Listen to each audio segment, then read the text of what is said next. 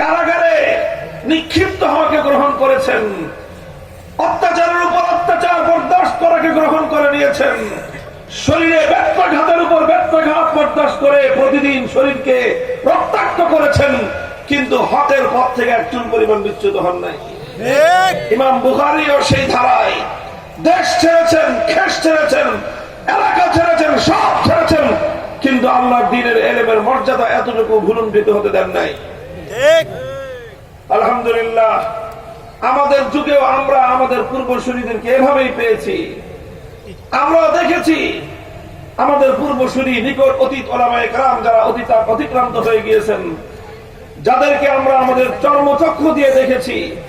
শাইখুল হাদিস আল্লামা আজিজুল হক রহমতুল্লাহি আলাইহি, মুফতি ফজলুল হক আমিনী রহমতুল্লাহি আলাইহি, সর্বশেষ আল্লামা আহমদ শফি রহমতুল্লাহি আলাইহি, আল্লামা জুনায়েদ বাবুনগরী রহমতুল্লাহি আলাইহি, শাসক বর্গ তাদেরকে বলেছিল আপনারা নমনীয় হন, ইসলামের বিভিন্ন বিষয়ে দাবি দাওয়া নিয়ে আপনারা আপনাদের কণ্ঠস্বর নিচু করে আনেন, আপনারা নমনীয় হয়ে যান। ওনারা বলেছিলেন যে না, আল্লাহর দ্বীনের পক্ষে যে কথা, সে কথার ক্ষেত্রে আমাদের নমনীয় হওয়ার সুযোগ নাই, শাসক বর্গ তোমাদেরকেই নমনীয় হতে হবে। সর্বশেষ সেই ধারা আলহামদুলিল্লাহ 2021 সাল থেকে আমরাও সেই ঝান্ডা সমুন্নত করেছি।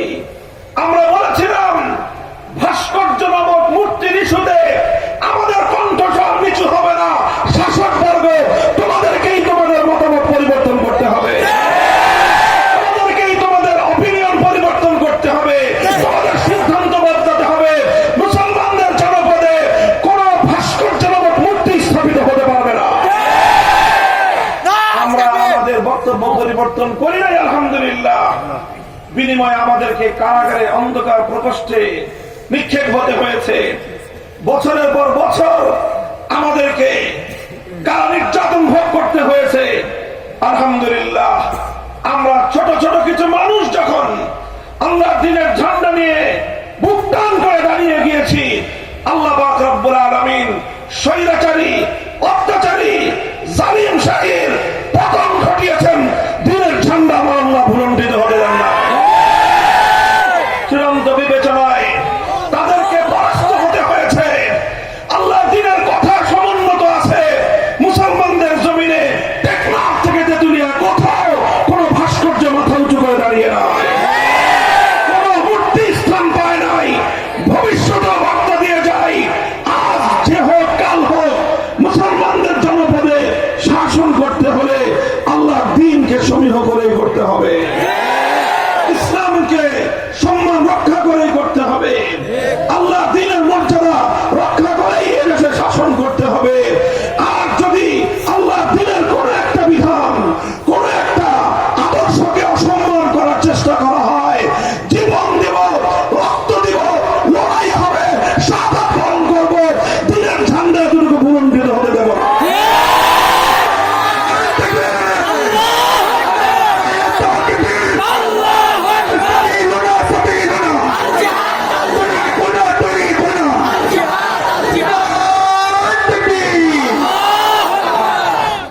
পরিষ্কার আমাদের ইস্যুগুলো।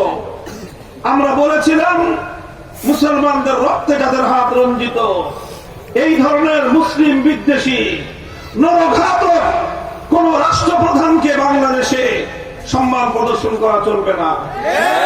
আগামী দিনে আমাদের একই কথা থাকবে। বন্ধু দেশ বলেন, শত্রু দেশ বলেন, কোনো কিছু বুঝি না। যে সকল রাষ্ট্রনায়করা, যে সকল রাষ্ট্রপ্রধানরা নিরীহ মুসলমানদেরকে খুন করবে, হত্যাকাণ্ডে যারা জড়িত থাকবে, তাদেরকে মুসলিম জনপদে সম্মান প্রদর্শন ধর্মপ্রাণ মুসলমানরা মানবে না। ভাস্কর্যের ইস্যুতে পরিষ্কার কথা, আমাদের কোন ব্যক্তি বিশেষের প্রতি আলাদা কোনো বিদ্বেষ না। এটা শেখ মুজিবুর রহমান সাহেবের প্রতি আমাদের আলাদা বিদ্বেষের কোনো বিষয় নয়। বিষয়টা ছিল হিন্দুরা তাদের উপাসনালয়, তাদের মন্দিরে কি মূর্তি বানাবে সেটা তাদের বিষয়, সেটা নিয়ে আমরা কোনো কথা বলবো না।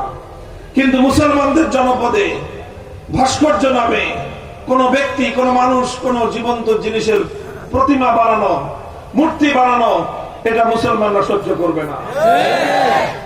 পরিষ্কার বলি, সেই মূর্তি শেখ মুজিবুর রহমান সাহেবের হোক অথবা জিয়াউর রহমান সাহেবের হোক, এমনকি আমাদের বাপদাদাদেরও যদি হয়, আমার বাবা শাইখুল হাদিসেরও যদি কেউ মূর্তি বানায়, সেই মূর্তি সর্বপ্রথম আমরা ভেঙে গুড়িয়ে দিব। সুযোগ পাওয়ার প্রথম মুহূর্তেই মুসলিম জনপদে কোন মূর্তি মাথা উঁচু করে থাকতে দেওয়া হবে না। 3 নম্বর কথা, মুসলমানদের জনপদে আল্লাহ